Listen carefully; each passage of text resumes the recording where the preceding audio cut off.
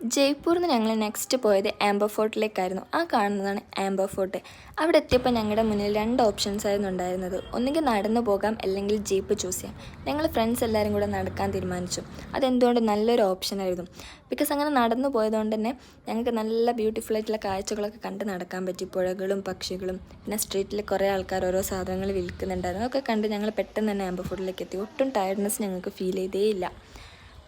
പിന്നെ ഞങ്ങൾ ആംബർ ഫോർട്ടിലേക്ക് നടന്ന് ഞങ്ങൾ ഓരോ കാര്യം കാണുന്തോറും ഞങ്ങൾക്ക് ഓരോ ആശ്ചര്യപ്പെടുകയാണ്. കാരണം പണ്ടുള്ള ആൾക്കാർ എന്ത് രസമായിട്ടാണ് ഓരോ സംഭവങ്ങൾ ഉണ്ടാക്കി വെച്ചേക്കുന്നത്.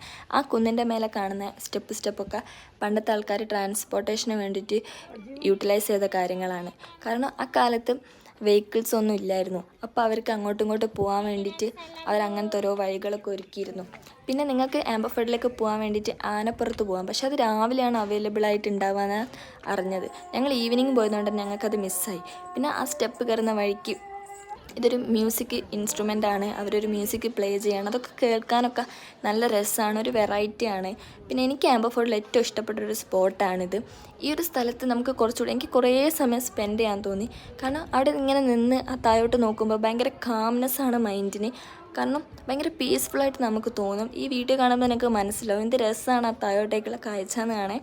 കാരണം നമുക്ക് കാണുമ്പോൾ തന്നെ നമ്മളിങ്ങനെ വണ്ടറാവും എന്ത് രസമായിട്ടാണ് ഇതൊക്കെ ഉണ്ടാക്കി വെച്ചേക്കുന്നത്. കാരണം നല്ല രസമാണ് അവിടെ കാണാൻ. ഞങ്ങൾ അവിടെ നിന്ന് കുറേ വീഡിയോസും ഫോട്ടോസൊക്കെ എടുത്തു.